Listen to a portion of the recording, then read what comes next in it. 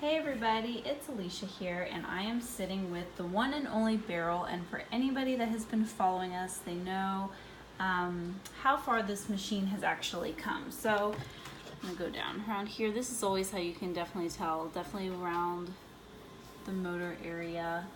So this machine has a very cute little story, and if you aren't familiar with that story, go ahead and swing over to Featherweight 38's page and you can check it out there. But this machine has actually been passed down from a mother to her daughter, and her daughter is going to give it to her granddaughter. So I just wanted to, do a little up close here on Beryl here, just because we have had this machine for a little longer than what we normally anticipate, and it's because this machine took quite a while to wax. So these are the stitches that we did earlier to really fine-tune the actual stitch itself. So without further ado, let's go ahead and do what we normally do, which is going to be a forward and then a backwards and then a little bit of meandering. This machine definitely has some speed to her. So here we go.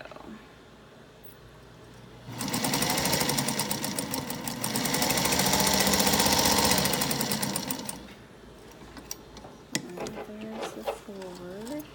Let's go ahead and do backwards. If I was smart, I would totally use, I have a client that we actually did a machine for, made me this really cool foot pedal out of wood to make it a lot easier. If I was smart, I would be using that, but it's at my other table. So right now I'm just trying to use my big toe, and I'm sure many of you out there know that the foot pedal is not always the easiest thing to use.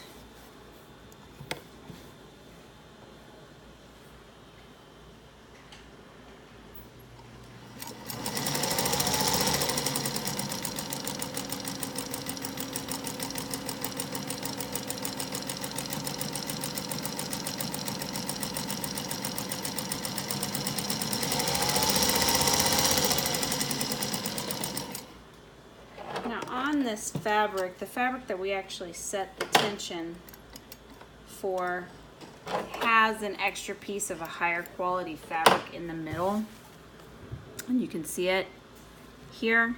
This one does not, so you can definitely tell a difference when you have like the high quality versus the not high quality in here. So it is pulling a little bit up here, and that will also make a difference when you are setting your tension, which is why I set it with putting a high quality fabric in here, but I had forgotten to for our stitching debut. But when Barb comes to pick up her machine, I will have her bring some thread that she generally uses, and then also fabric that she's working on. And I generally like to walk people through when they come to my house, and we'll wind a bobbin and stitch on it and reset it, because the tension is set to this red Gutermann here. So if they don't use Gutermann and they use a different type of thread, it's a lot better to actually go ahead and set the tension to that.